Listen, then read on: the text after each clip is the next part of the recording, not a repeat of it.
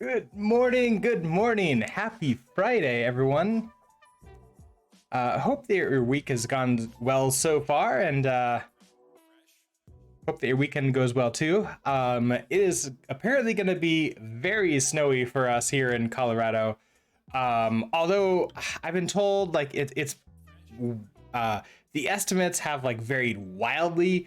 Recently, the forecast has been around 30 inches before the end of Sunday for me, but I know some people in just like neighboring cities that are going to be supposedly getting up to 50 or even 60 inches, so it's going to be pretty crazy, potentially. That being said, like we just live at home these days, so I don't know if it's going to make that big of a difference because we just never leave the house.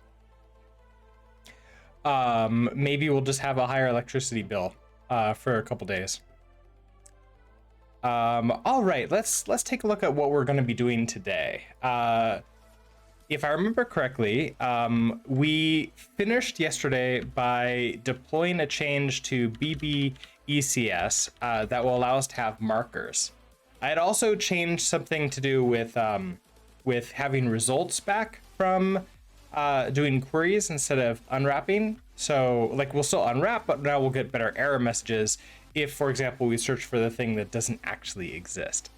So we can see here, added marker data types this passed. It was to the master branch, so therefore it auto deployed. So let's open up our cargo.toml, and wait, wrong one. Our cargo.toml, and you should now be 15. Maybe? What's actually our latest one?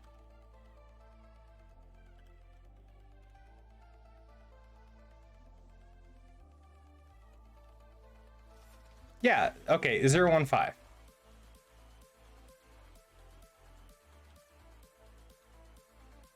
Okay, now you see the latest version. Great. All right, so let's go ahead and close you all down.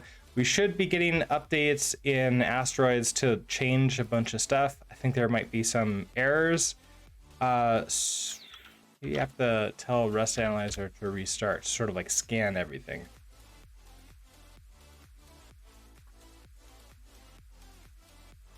Because I know when I guess like the unwraps are still gonna be fine, because they're results instead of options, but it's still the same interface, unwrap.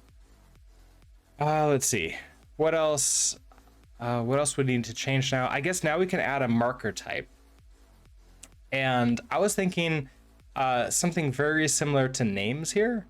We could create a new file and maybe call these like entity, like entities, entity names, entity types,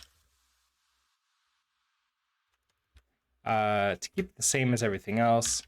Do this, entity types rs.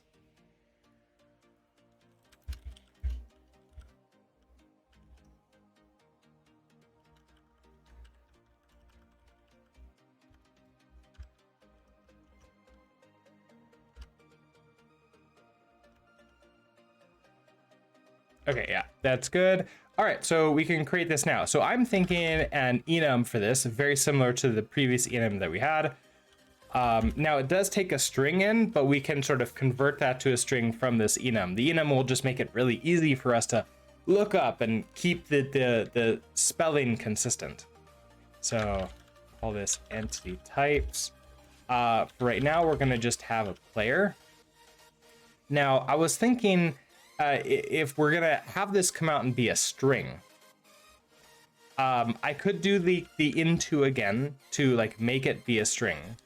I also wonder, I could also do this as like a tuple, where I have something like player like that. To owned.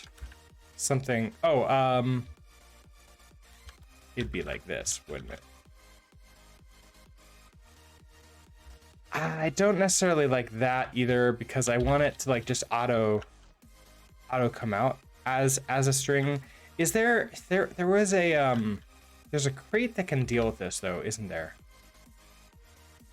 But I can't remember what it's called. I think it's like tuple.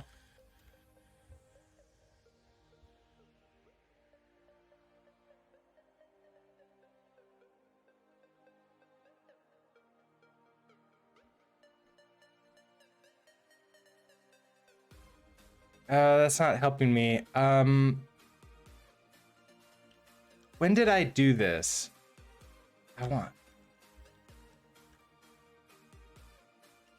Was it in my, it might have been in the, it might have been in the project for, let's see what we have here.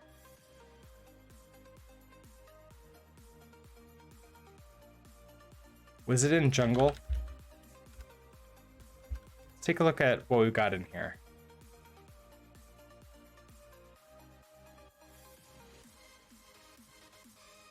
So we have these game object types. No, I don't think that's it. It might have been in the config section.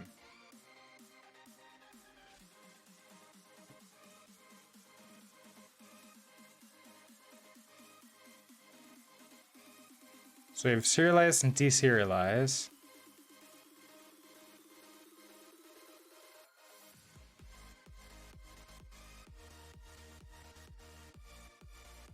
No, it clearly wasn't this. Oh, I think it's the opposite of what I'm thinking of. Because we had our config.json.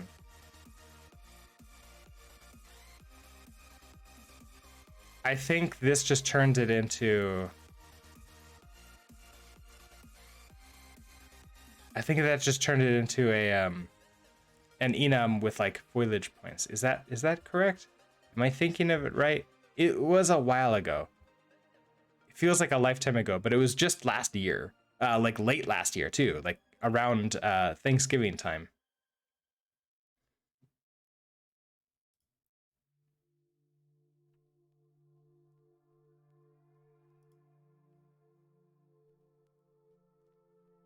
So here's like the file where we pull that in.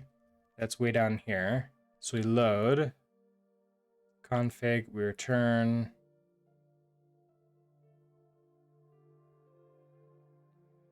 Yeah, I don't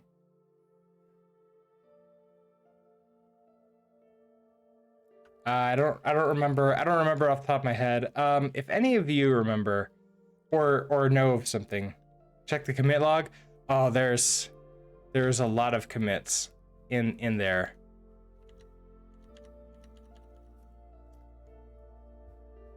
For this one, the problem was I don't remember when I did it.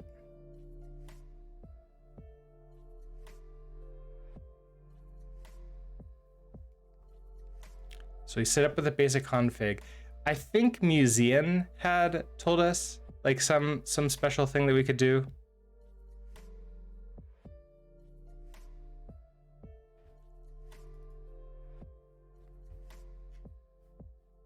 But I don't remember when.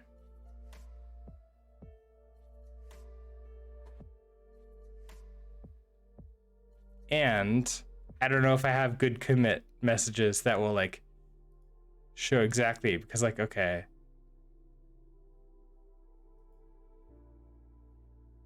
Museum, the ultimate Rust wizard on Twitch.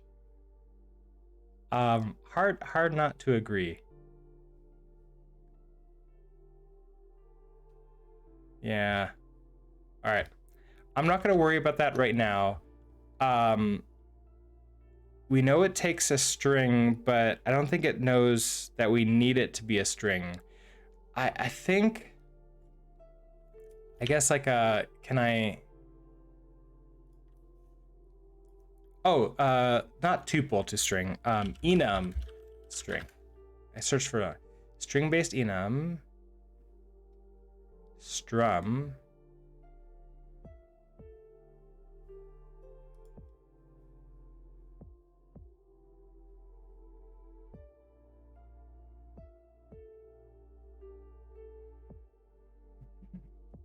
Convert strings to enum variants based upon their name.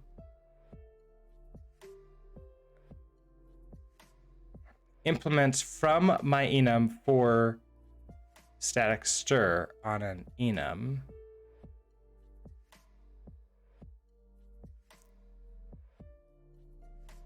To string. Serialize an enum to a string. Ooh, that, okay. Could that be good? There's very little like examples in here. Okay, so we have,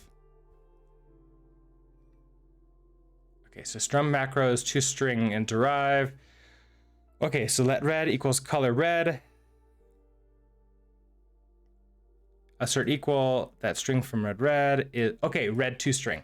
So I could do a to string then. This could be work out for us. Let's see. So what do we need?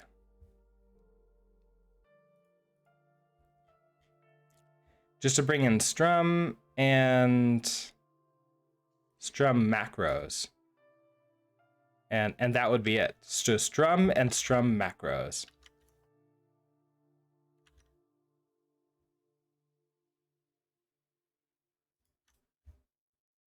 Actually, I could do this from in here. Oh wait, this is the wrong project. Don't need you.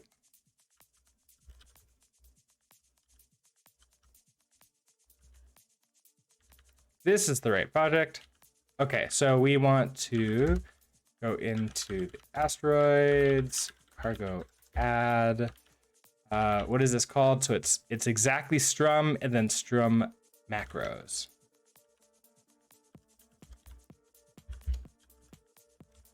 Is it dash? Underscore.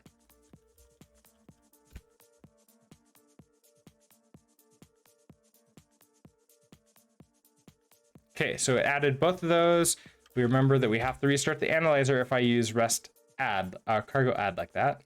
Also, I think I forgot to say good morning, Oscar Allen.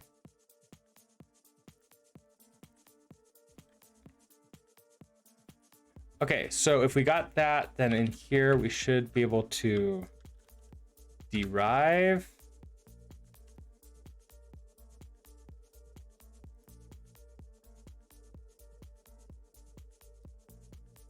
Strum underscore macros to string. Okay.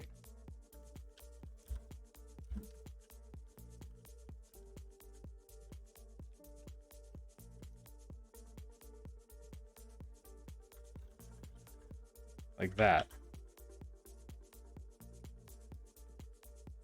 All right, so the idea here is we could have a test. So just sort of like to show this off.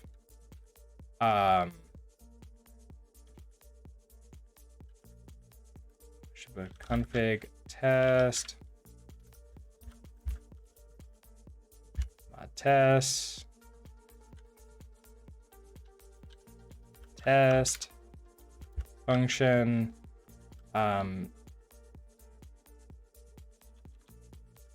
turn entity types into string. Oh, you're not gonna like that.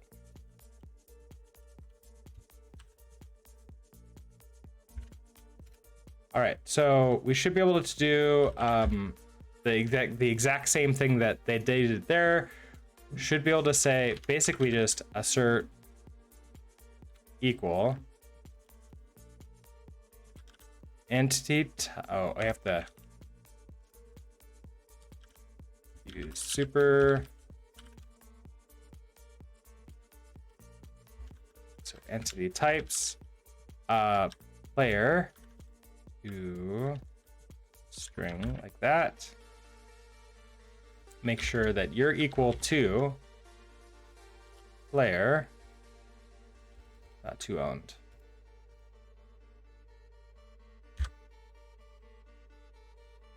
So if I run this test, we have to now compile all this stuff. All right, that runs the test and it passes. So I'm confident that that works. Like we could try something like that and run it again, make sure that it fails because left is not right. But yeah, okay, so that's gonna turn it into the proper string. I'm gonna go ahead and leave this test in here. I think what this test is gonna do is essentially be documentation to show exactly what is happening here in case we need to look at this again. What this does mean though is that we can now create the player marker type. So we can come into our main library here. When we're creating a player, we're going to register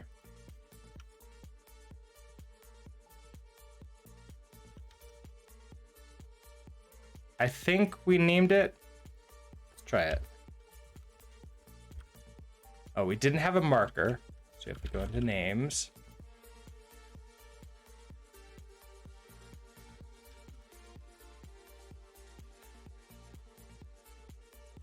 Oh, wrong one.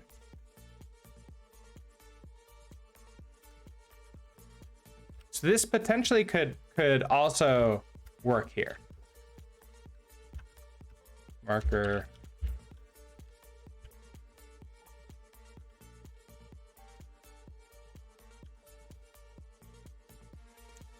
Back to the main library. Okay, so we have the marker and then component type.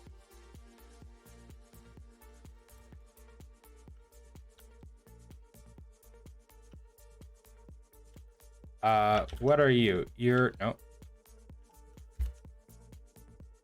marker. Okay, so component marker. So we register that. Then under the player, we can add in here. So with components. Oh, still need the question mark.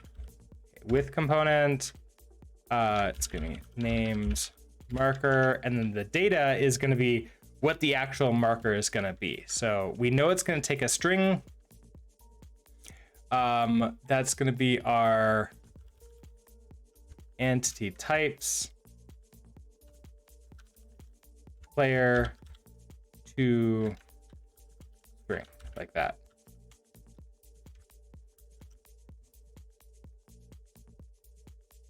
All right, so that should be good. We should now have this marker for the player types. And then I think what we can do is we can go through all of our systems and make sure that if we're indexing anything, we're not here. Okay, we're grabbing by the index. We're good to go here. Handle input. We're not grabbing anything by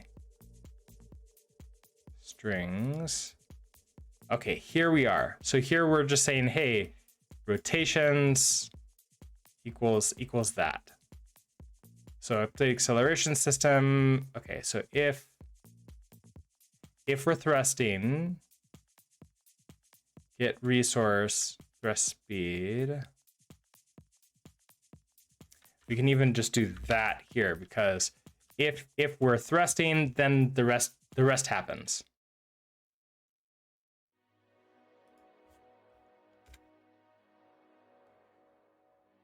Now, what are we going to be doing here? So we're getting the thrust speed. We're getting all the different accelerations. We're getting the rotations. And then we're figuring out the direction that we're pointing and then thrusting in that direction. We need to make sure we're doing this to the right player. So we need the index of the player. So I think the easiest way to do this would be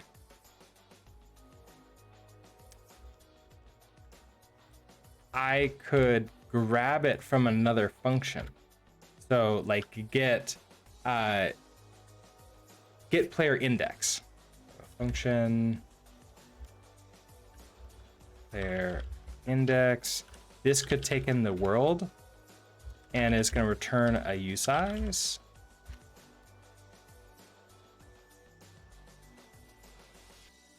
All right, so taking in the world, the first thing we're going to do is we're going to query for the markers.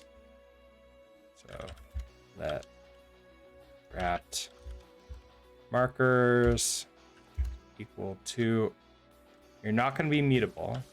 World dot query one names marker. We're going to unwrap here. And then we're going to just borrow. I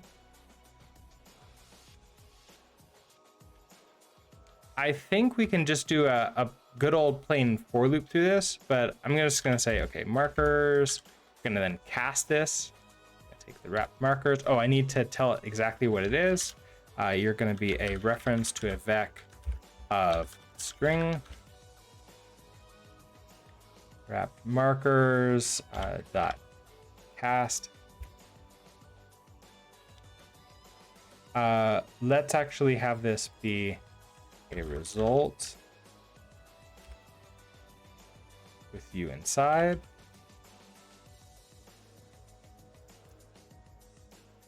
Okay, so now that we have the markers, I think we could just do a standard for loop through it. I don't think there's a way to early exit out of a for each loop. So let's do so either that or I can do a, well, what is it on, there's something on, oh, you know what? This should really be an option. Because what if the player doesn't exist? What if we can't find the player? That's gonna be a thing.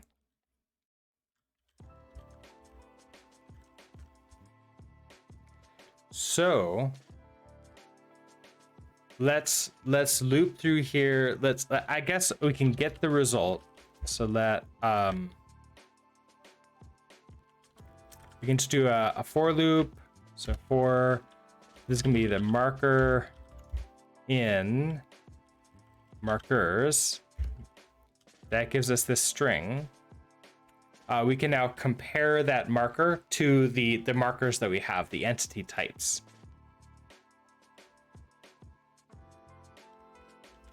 And I can actually, to make this really, like, to make it very explicit that that's what it is, these are going to be entity types. Your entity type. So now I can say if entity type, if you're equal to a reference. So I don't know if this is going to work. This is going to be interesting. If you're equal to a reference of entity types player.toString,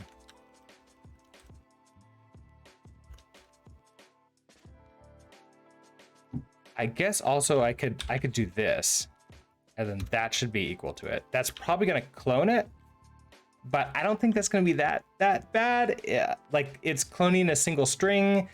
It is doing it in a loop, but it's within a loop, so it's doing a lot of these. But we're going to be exiting early if we do find it. So if we do find this player type, you know what? I realize we need to enumerate this. So we need to iter and then enumerate. So that way we can get the index and the entity type out of here. So if we find it, then I want to return an OK. with a option. Ooh, my tea is here.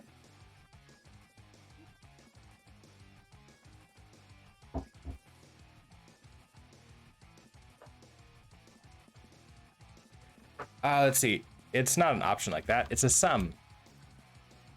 And then inside the sum, then we're going to put in the index. Okay, so that's if we find something. If we get to the end of the for loop and we haven't found anything at all, we're going to return an okay with a none inside. Now we can get the player index here. So we can say player index. This can actually be an if let, can't it?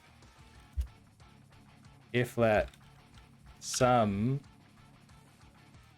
player index is equal to get player index. We pass it in the reference to the world.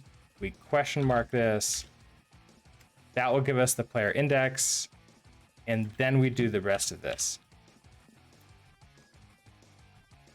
And that kind of makes me wonder.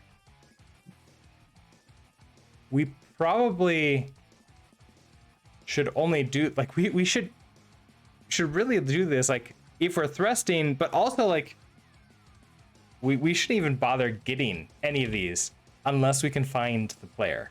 So perhaps we should do this.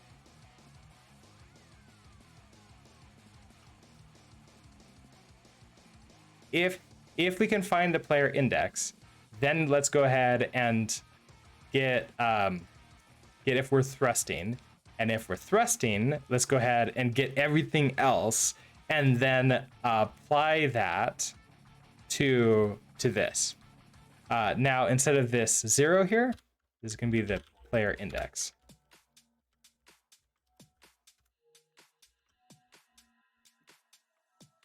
And that should be it. Now, I think nothing should change. Let's see if I'm correct about that. Yes, we can still thrust. Excellent.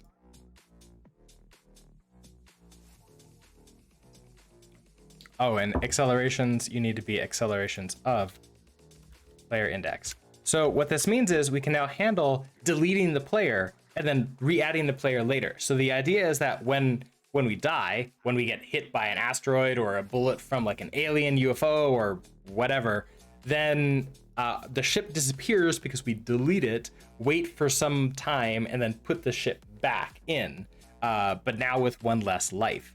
And that will give us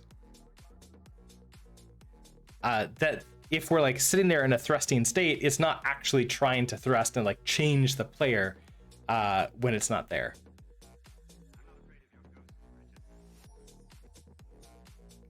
What's next? Okay, so we have the update mesh system.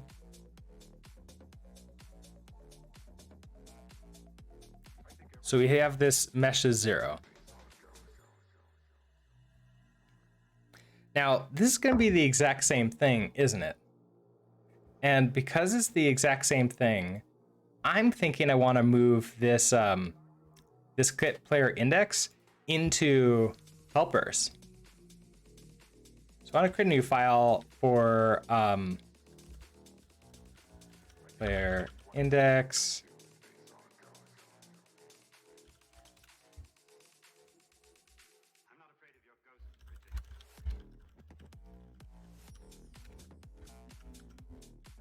Gonna take, let's see, where were you? You were in here. I'm gonna take you, cut you out,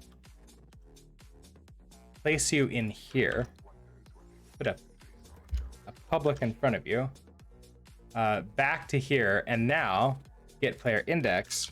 We're gonna pull you in from you. Now it just sort of still works. Also, this means entity types doesn't need to be in here. And that does mean that in get player index, we do need, okay, so we need to know what world is. We need to know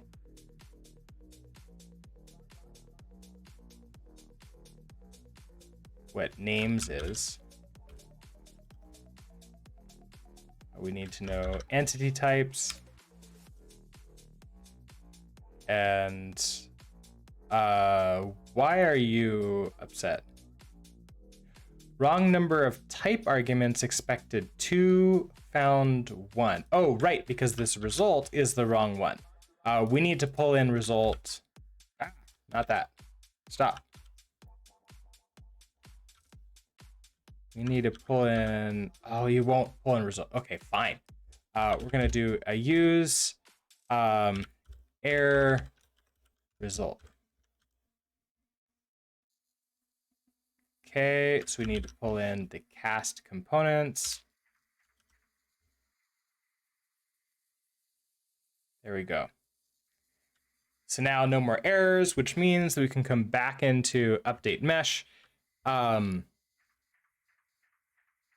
in the update mesh system right now, this is doing the exact same thing as the player. So we're going to do if let sum player index is equal to get player index, pass it just a reference to the world, question mark u.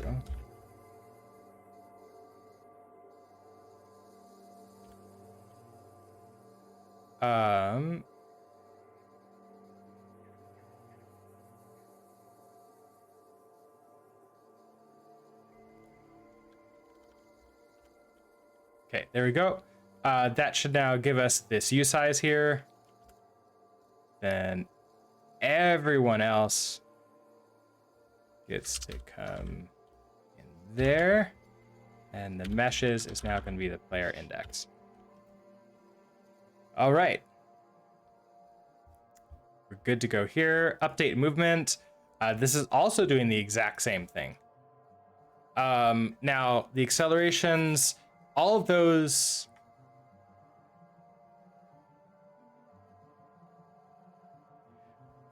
Okay, wait a second. Update movement system. Just everything needs to be updated and moved. I don't know why I'm doing this specific thing. I don't need to get the player location, like the player index for this one. We just need to loop through everything properly and do it. So let's do a, it can be a for each, or it can just be a standard for loop. I don't know if it really matters. Let's do a for each with this one. So we're gonna do a locations dot iter dot enumerate dot for each. Inside of here, we're gonna have our index, and this is a location.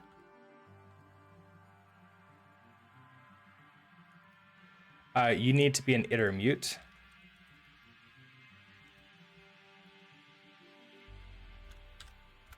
All right. Then, essentially, these can happen inside of here. So we're going to have the velocity gets added first. So velocities of index.add accelerations of index. Then the locations get updated. So this can just be location.add and velocities of index. And then finally, accelerations of index, we're going to multiply u by 0 to reset you. And then we're done. All right, then update rotations.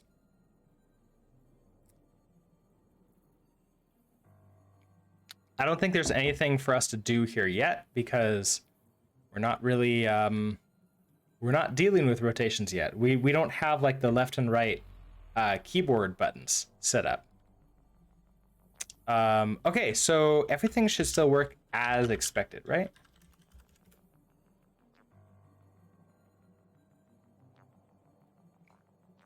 Yes, okay, so I can't press like left, I can't slow down, but I can just move forward. So now, let's say if we did want to rotate and turn, we would need to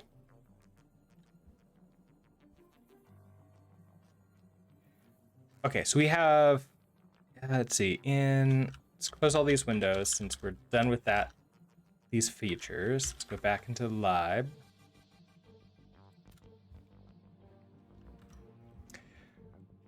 So we have register, we have, no, add resource. Thrust, okay, so we have this like thrust key code, which is key code up. Let's add 2 more for like thrust left and right key codes. I'm gonna head into names.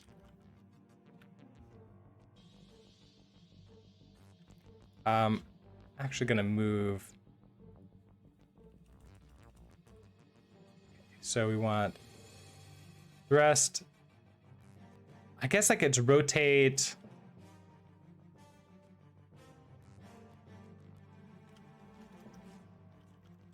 Rotate right key code. Rotate left key code.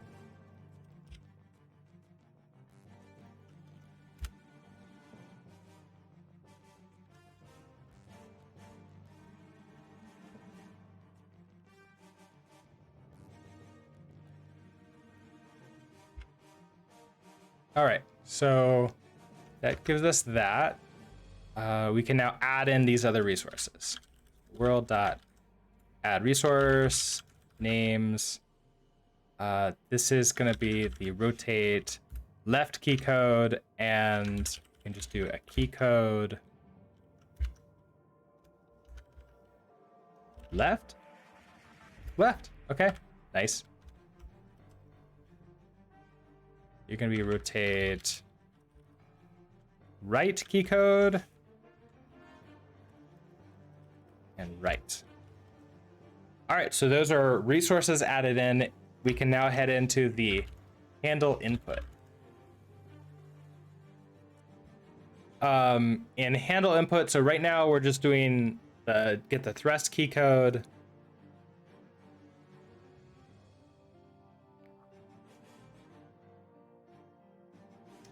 Then we're getting that is thrusting and just like marking this true or false depending upon if we're holding that button down. The next thing is, and this doesn't, we can be thrusting and we can be turning at the same time. So this is going to be a completely separate if, not just like an if else in this. We're going to want to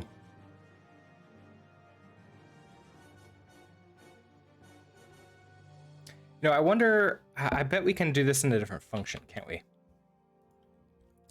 What if we do just a private function handle, now we can only rotate in one direction at a time. Like even if I press both buttons down at the same time, what do we do? I don't know. I've seen different games handle this in different ways. So handle rotation. We're gonna take in the world.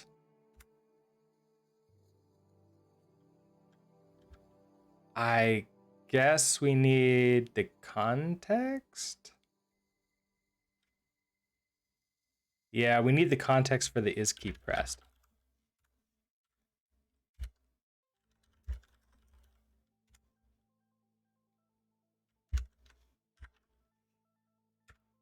All right, so if we do this, we need to get the key code. So let, so the rotate left key code, which we know is going to be just key code.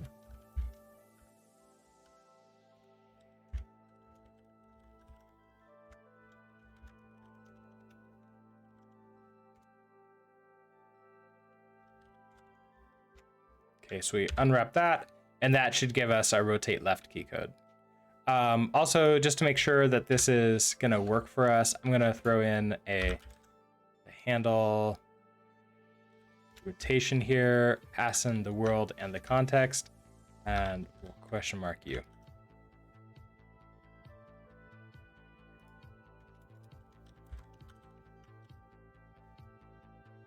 All right, so far it's not complaining about us like passing in world when it's already been used.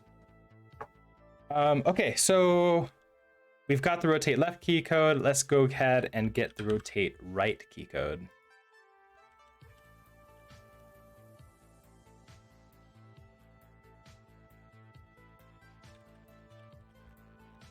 All right, so we got rotate left key code. We've got the rotate right key code.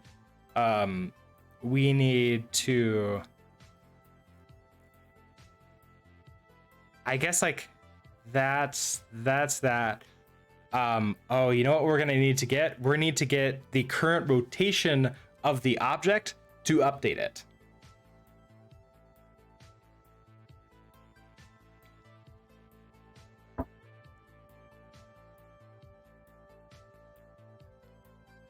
And I don't think we have a rotation in here, do we? There's no register. Oh, we do. Okay, we have a rotation in here already. And our player has a rotation. It's 0 right now, but it's there. Okay, so that's awesome. And that means now right now only players can rotate, which is great. So we need, okay, that means we need to get the player index too. And that's going to be something that we're going to do up here, because there's no reason to even check if we're thrusting if there's no player. So let sum player index is equal to get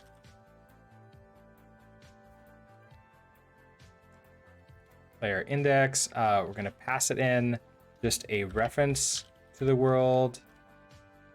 We have to unwrap you.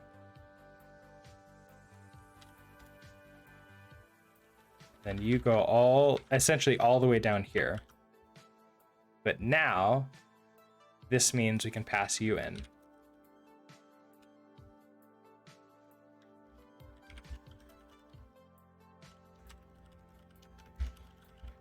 Okay, so we get the player index, which is the U size. Now we can get the rotations. So let wrapped rotations. I wonder if I should be able to get component by resource. So like query the specific component, but then by index. So like query by index. That could be a really interesting thing to add in. Okay, so wrapped locations. You are gonna need to be mutable.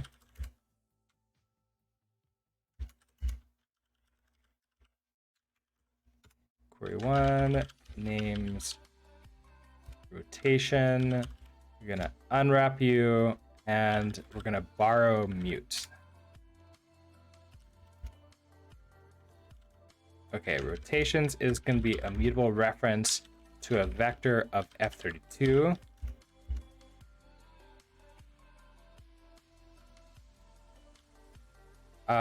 Once we have that, we just want to cast mute.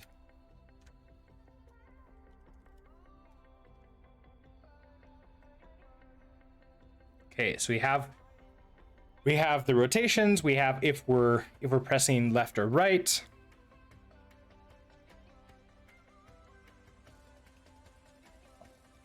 I suppose we don't even need to get these unless we are pressing left or right. So let's go ahead. Well,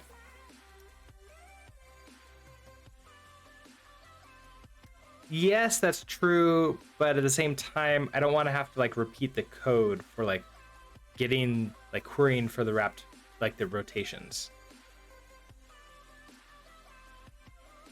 I don't know if that would be super helpful for us. I'm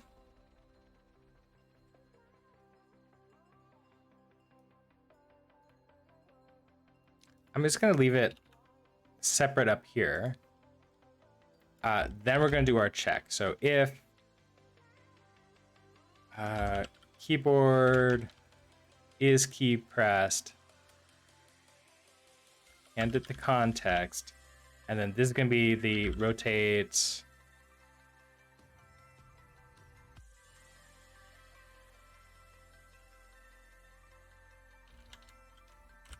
me to rotate left key code.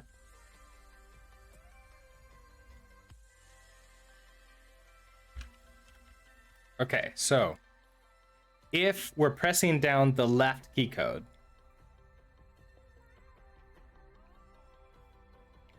what do I want to have happen? I want to just change our rotation, and I want to subtract by some amount. I should probably have we should probably have a resource by like rotate by. Rotation speed. How about that? Rotation speed.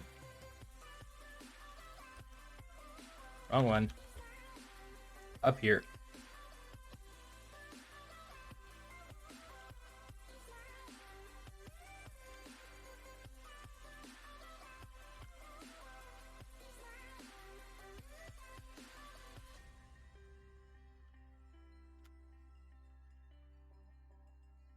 And we'll add that in as a resource.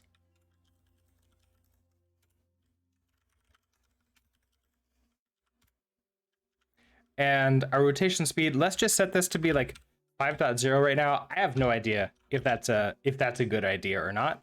We do need to tell it that's an F32, otherwise it might think that it's some other number, especially if I add in like a F64 or something. But that will allow me to query that in here now. So let rotation speed, which is going to be a reference to an F32, equal to a world.getResource rotation speed, and we're going to unwrap you. Okay, so if the left key is pressed, we have the player index and we have all of the rotations. What that means is now I can just like reach directly into the rotations and mutate that specific one. So we're going to say rotations of player index. So if we're going to the left, I want to minus equals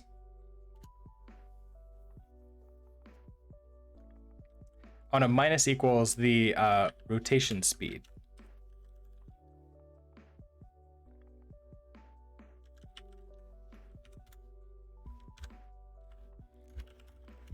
And else if keyboard is key pressed, this is going to be the rotate right key code.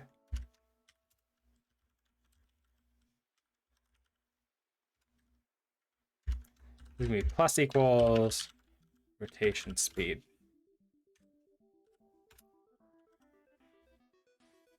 And that's pretty much it. Like, if we're pressing another button, just rotate us a little bit.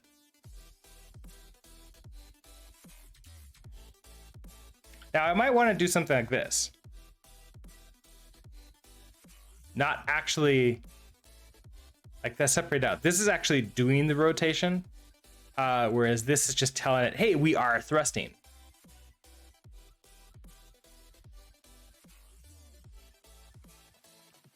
I'm not completely sure what the best way to handle this is.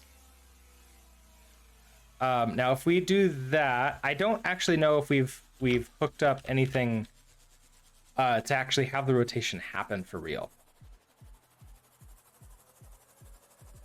Oh, we do apparently. And also, that's a really fast rotation. Something else that I wanted to do is limit ourselves to a certain number of frames per second. I want to throw that in. 5 is nearly for a full circle per frame. Your is probably faster because I'm not even limiting my frames per second. So it's let's see, what is my, it might be like hundreds of updates per second instead of just 60. So it might be even faster than that. Also, good morning, Utsby. So yeah, down here in update, we're just running these as fast as possible. Let's go ahead and limit ourselves to 60 frames per second. Let's go into the names and add in a. This is going to be the update.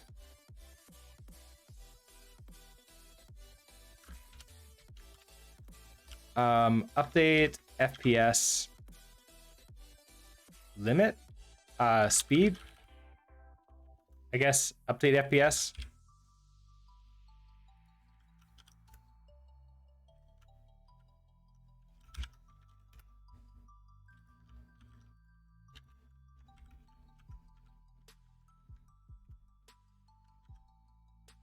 And we'll add that in as a resource here too.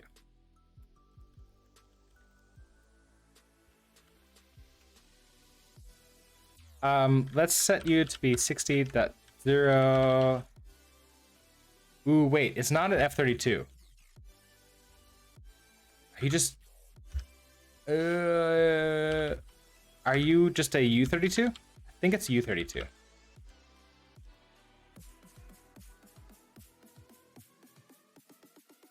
I think it has a version for a U32. Okay. Then in update, we're gonna grab that out. So let update FPS, which we know is gonna be a reference to a U32 equal to self.world.getResource.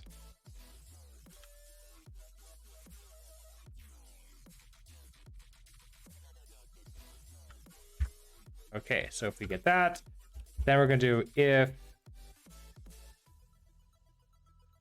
it's the timer.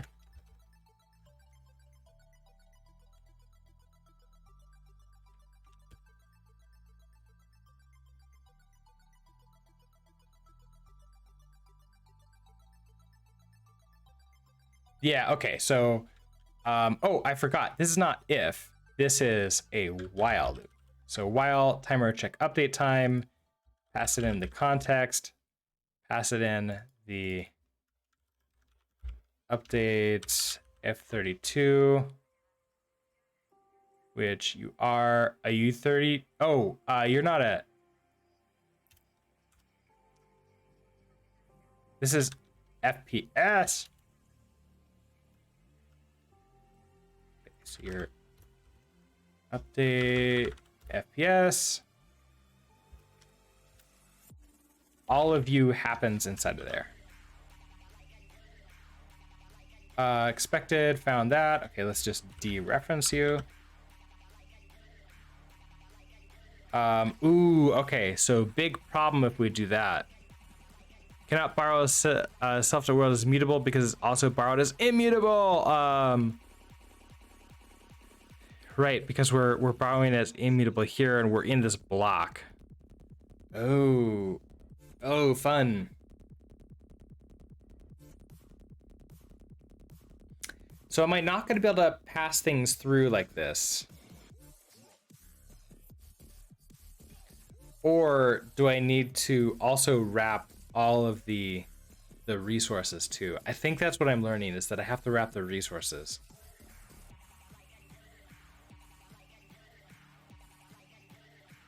If I wrap the resources, there's literally never a reason to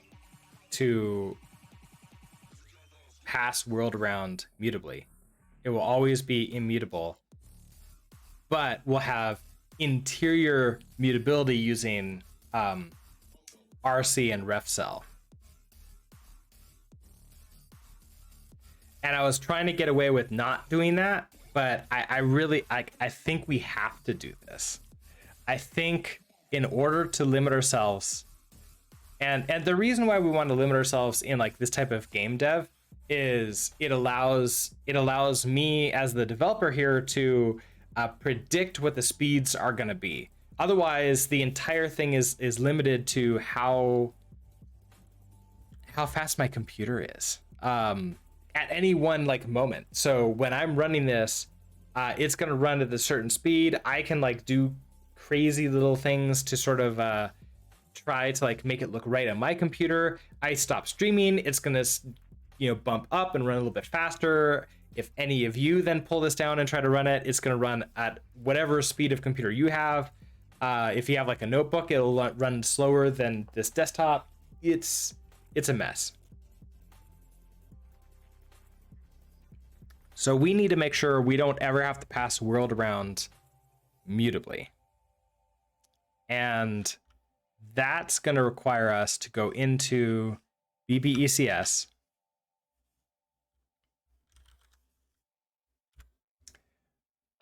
Easiest way for us to sort of handle this is to look at our tests. And for each of these, okay, as we should get the key code resource, we should not have to get the world as mutable. Oh wait, no. Adding a resource needs us to get it. But getting a resource should be fine.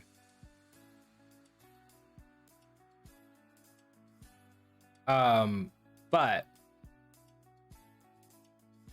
okay, so get resource is gonna have to be different. We're gonna have like a wrapped key code. It won't be this.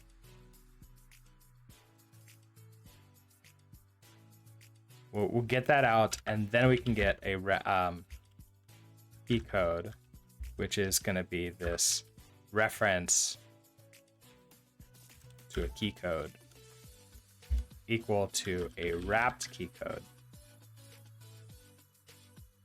dot cast, like that.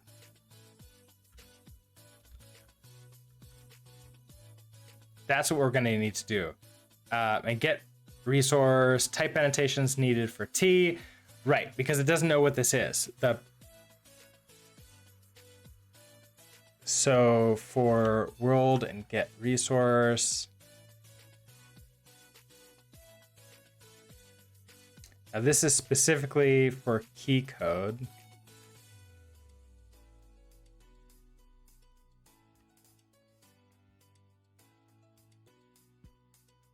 Because we have this like result here. But really, we're going to make it look very similar to what we have with this query 1, which is that. And it kind of is going to make it so we don't have to get the resources. Yeah, we don't have to have this get resources mute or this get resources inside of the world methods anymore. It could now be get resource out of here. And it's going to turn something very similar to this. Oh, fun. Okay, so how is that going to look? Well, we're going to just remove these. So no more get resource out of there.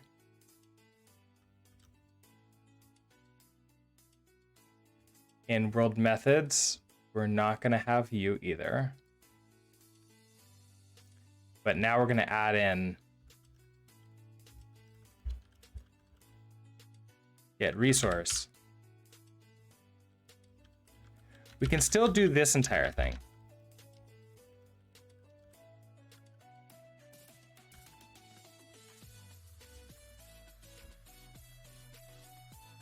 But now we're going to do this.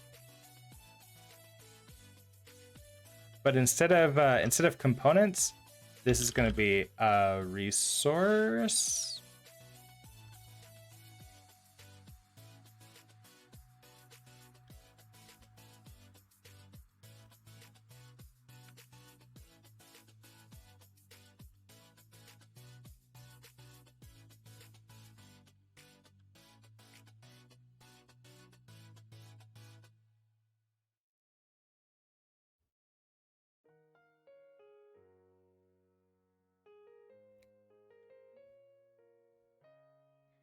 We have resource data, which is a hash map. Okay, with this resource in it. Yeah, okay, so it's gonna be this resource, enum, which does have the cast too. So that's gonna work out. So it's gonna be you. And then it's gonna be very similar. So resources dot get the name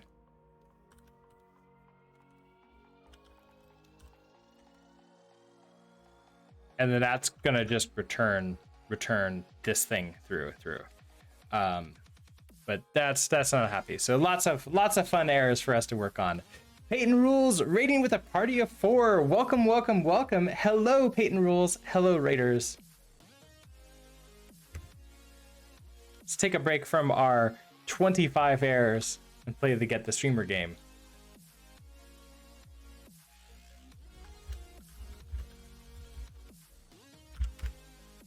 How are you all doing today? And how was your stream, Peyton Rules? If you haven't seen this game before, this game is played through Twitch chat. You're going to be doing commands like #fire and then the column. And I'm going to be trying to avoid all of the attacks you're sending my way. And it's something we play every single time we get raided.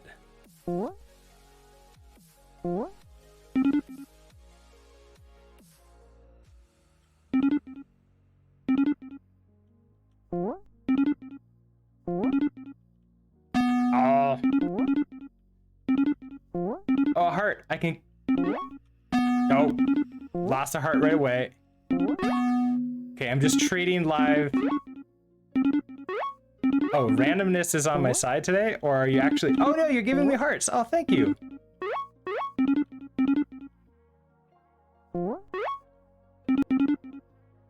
Well, Peyton, you're so nice. Thank you.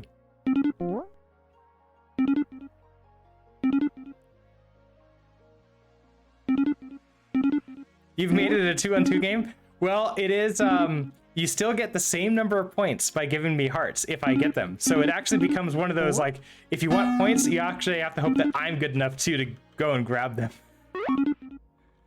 It's sort of like betting on the craps table on, like, the, for the dice or against the dice. Okay. I was too scared to get that one.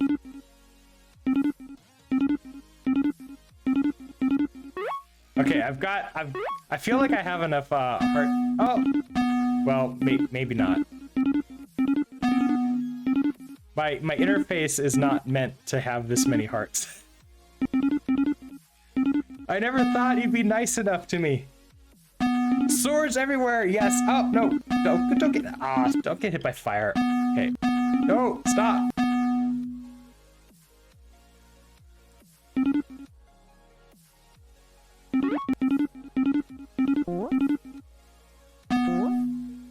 Yes! Thank you, Peyton. I would not have been able to survive that without you.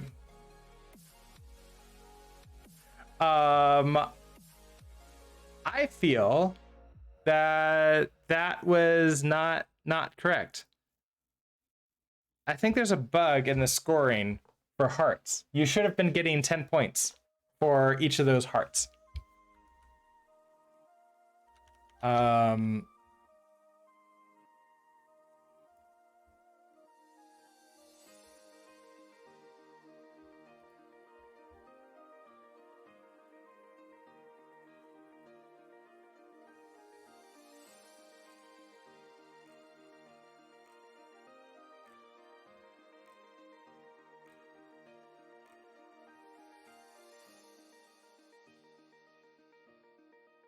Yeah, okay, let's add an issue for that.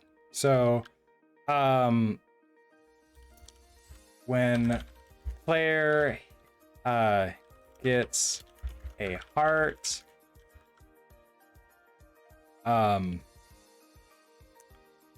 chatter should get hit, like points equal to a hit. Bugs aren't possible. Yeah, it's a feature. It's totally a feature until it changes, and then it's just, we decided to pivot. Can't be, you're running Rust. Oh, right, everybody knows Rust is safe. Safe from bugs, safe from problems, safe from, like, everything. like, if it compiles, it works. Right, yeah. There's no logic problems in Rust. Of course not. It was totally meant to be. Okay, so currently, when a player collects a heart, the chatter only gets 1 point, which de-incentivize.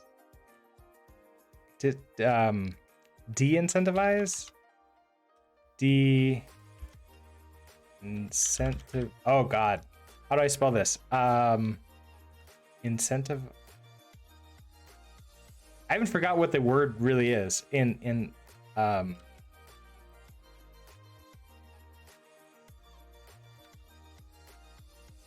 which will not incentivize? No. Okay, now I just don't know English anymore. Which will not encourage chatters to purposefully send hearts to the player. We want to reward chatters who help by giving them the same number of points when the player collects the heart as being hit by anything else. All right, created. Let's go back to what we're doing. Okay, so what we are building is I have an ECS system, a custom ECS system, sort of like homemade, to sort of like learn how ECS works. And I'm building an Asteroids clone, like the 1970s arcade cabinet Asteroids, in Rust and GGEZ. I just realized that I need to update the ECS system for resources, which previously were just the resource itself stored in, and I can then pass the world around mutably and immutably. But if I want to limit ourselves to 60 frames per second, I must have the resources stored in the same way that I do components, which is in an interior mutability data structure, RC and ref cell. So I'm just sort of like moving backwards to sort of get there. So the world is going to get a resource, and it's complaining right now because, well, this is not happy. Now, if we go all the way to the base of this is going to be in resources data. We're going to have this hash map, and it's going to be an RC.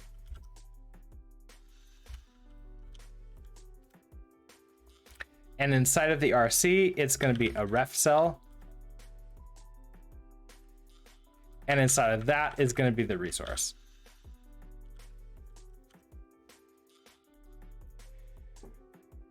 Because of that, we're not going to need the cast in here. We'll need the resource. We won't need the cast in here because now that's going to be the job of whoever is like getting this out. You're going to get the thing out, then you're going to cast it.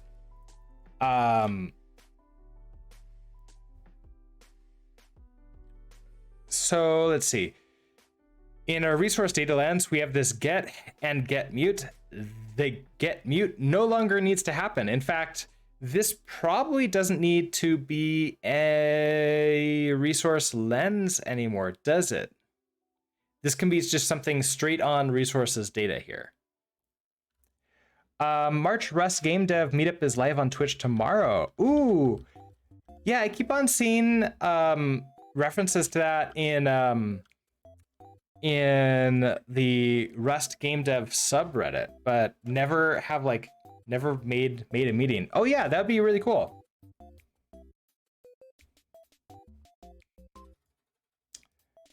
Let's see.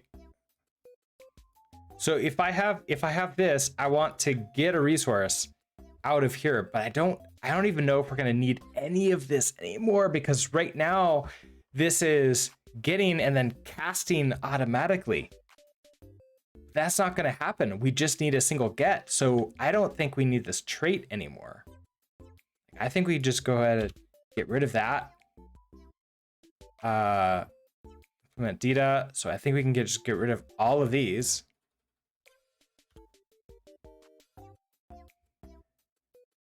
And then an impl resource. Okay, so we have this update.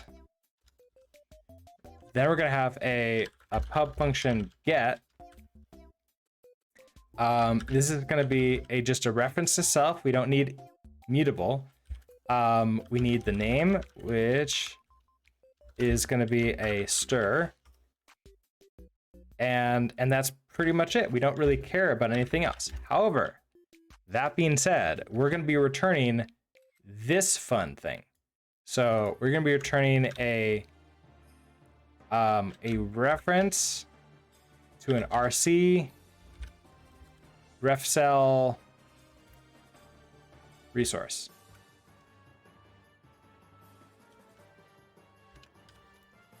Now we did learn that if we don't find something, we should give a really good error message. So let's actually head over to our errors and update that. So we should have a resource not found.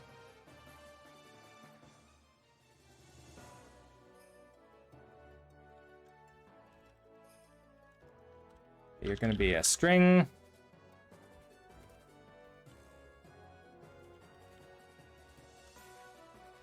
Okay, so it's gonna be resource with name found. Okay, it's now in resources data. We can actually throw this into a result.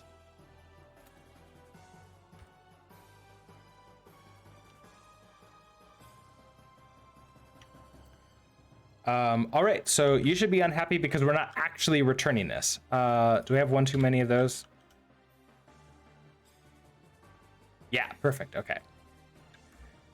All right, so we're first gonna do the query and we're gonna find out if we get it. So if let sum, queries from hash maps gives us an option. So if let sum, this is really just gonna be our resource. Is equal to self.resources.get. We don't have to get it mutably, and we pass it in the name. Now we have this entire reference to an RC ref cell resource. I'm just going to return a okay with the resource inside. Now, if we don't have that, we should return an error. And that's going to be a BBECS error. Resource not found. We have to give it the string. And we give it the name .toOwned. So whatever we're searching for. And then inside of here, we have to do an into to convert it into the proper error. And okay, you're not a capital R, you're lowercase r. All right, so that should be fine there.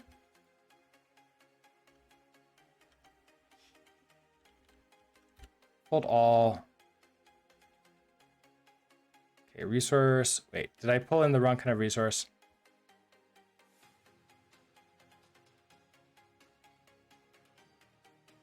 No, I don't think I did.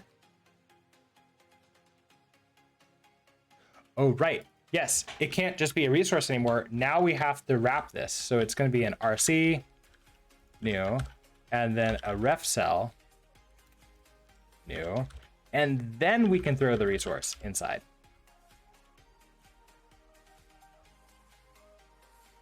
All right, so then this is finally happy. And so we don't have to like know any of these things at all. Like we don't have to know about any of it. This file has become extremely simplified. But let's see, We have 42 errors. Where are errors? The errors are all in like these. Well, okay, that's in the asteroids. I'm not worrying about that right now. Unresolved import. Right, so like a resources data lens. Not a thing anymore.